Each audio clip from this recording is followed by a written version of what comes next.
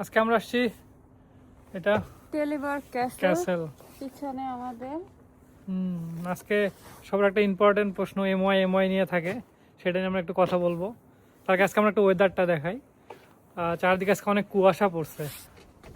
হ্যাঁ কুয়াশা আমাদের উত্তরবঙ্গে যেরকম কুয়াশা পড়ে, ক্যামেরা অনেকটা হয়তো বা বোঝা যাইতেছে না, এরপরও একটু বোঝা যাচ্ছে। এখন যেহেতু দুপুর বা বিকাল সন্ধ্যা বলা যায় 3টা বাজে, এখানে 3:30টায় মাগরিব হয়, তো অলমোস্ট 3টা বাজে এখন। তো স্টাডি করতে আসবেন বা ফুললি সেটেল হওয়ার জন্য প্ল্যান যেটাই থাকুক, তো শর্টকাট কোনো ওয়ে নাই।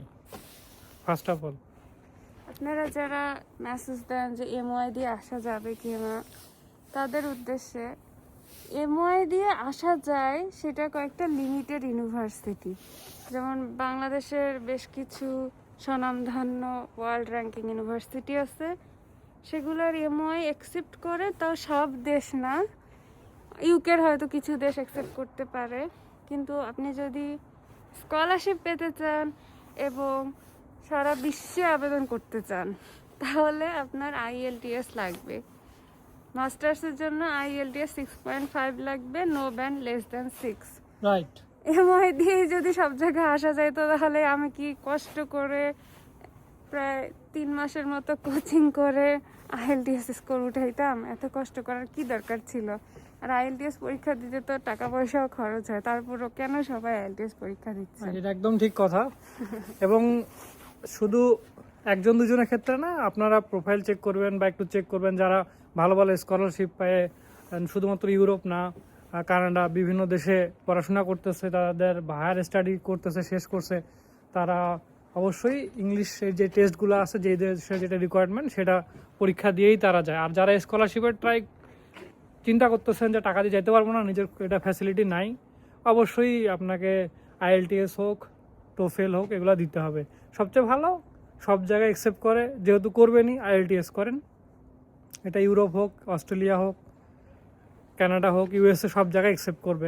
একটা করলেন পিটি করলেন, এক জায়গায় নিচ্ছে, এক জায়গায় ইউনিভার্সিটি নিচ্ছে না, তাহলে আপনার তো পরিশ্রম হচ্ছেই, পড়াশোনা করতে হচ্ছে, আবার টাকা খরচও করতে হচ্ছে পরীক্ষা দেওয়ার জন্য।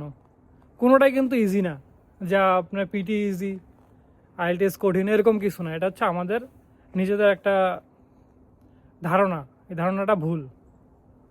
আপনি যেটাই করেন আপনাকে পরিশ্রম করতে হবে, সময় দিতে হবে। শর্টকাট কোনো ওয়ে নেই। শর্টকাট ওয়ে নাই, শর্টকাট ওয়ে ডাঙ্কি মারা। ডাঙ্কি মারতেও কিন্তু অনেক টাকা খরচ হয়। হ্যাঁ। আর যদি ফুল ফান্ডেড স্কলারশিপ পেতে চান, তাহলে আইএলটিএস দিয়ে আসুন। হ্যাঁ, আর এস দেন ইউরোপ এমওয়াই enjoy এমওয়াই করুন। বলে আসলে বিভ্রান্ত হবেন না। যারা এইসব কথা বলে, তারা আপনাদেরকে প্রতারিত করতে চায়, আপনাদের টাকা পয়সা সময় নষ্ট করতে চায়। তো আপনারা অনেক মেধাবী, ইন্টেলিজেন্ট, সব কিছু বাস্তব জিনিস জানেন, তো অবশ্যই যেখানেই যা করেন সব কিছু যাচাই বাছাই করে তারপরে সেই দিকে সিদ্ধান্ত নিয়ে হাঁটবেন। আপনি এজেন্সির কাছে যাবেন, অনেক এজেন্সি বলবে যে হ্যাঁ কিছুই লাগবে না, এমওআই দিয়েই হয়ে যাবে, কিন্তু তারা কিন্তু কখনো স্কলারশিপ আনে দিতে পারবে না।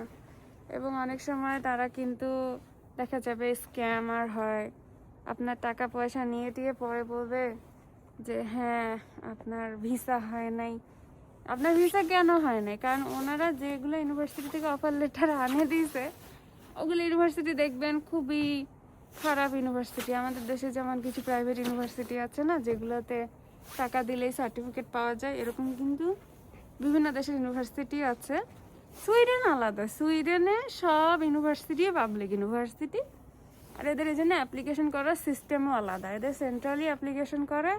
আর সুইডেনে অবশ্যই আপনার আইএলটিএস লাগবেই, মাস্টার্সের জন্য 6.5 লাগবেই।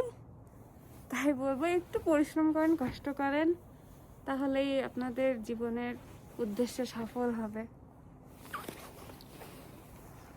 তো সবাই আমাদের এই চ্যানেলটা যদি সাবস্ক্রাইব করে রাখেন, তাহলে আমরা নিয়মিত চেষ্টা করব আপনাদের ইনফরমেটিভ ভিডিওগুলো দেওয়ার, আপনার ইনফরমেশন পেয়ে যাবেন।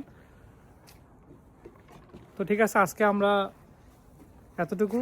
এরপরে আপনারা কি বিষয়ে জানতে চান, কি প্রশ্ন, আপনার কমেন্টে দিবেন, আমরা চেষ্টা করব নির্দিষ্ট ডকুমেন্ট সহ বিভিন্ন লিঙ্ক রেফারেন্স সহ আপনাদের সেইগুলো দিয়ে হেল্প করার। তো টাটা।